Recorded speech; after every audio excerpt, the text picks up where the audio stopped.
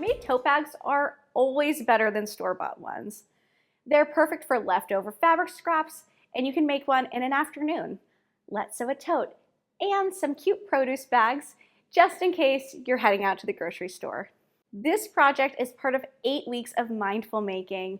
We're sharing some of our favorite quick scrap busting sewing tutorials, plus some new projects.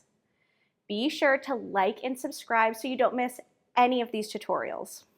All of these projects are fun to sew and they make great, easy gifts. In this video, we're going to sew the Ollie grocery tote and produce bags, a really fun seamwork pattern. Let's go!